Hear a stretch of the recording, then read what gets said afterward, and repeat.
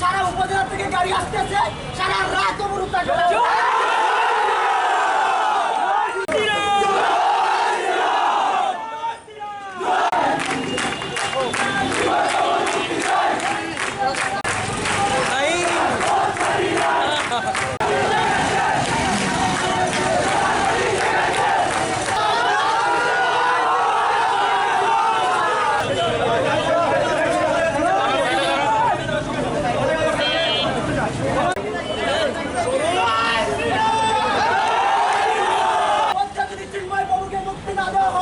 মৌলভীবাজার সারা জেলা জুড়ে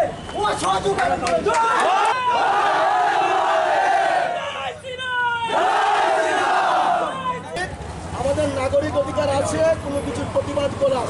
আমরা দেশে আসি নাই পর্যন্ত আমাদের আন্দোলন চলমান। কিন্তু যদি না দেওয়া হয় আগামী শুক্রবার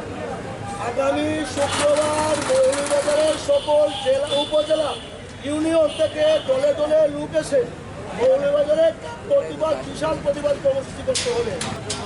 আমরা আগামী শুক্রবারে কখন কোন সময় কোন জায়গায় করবো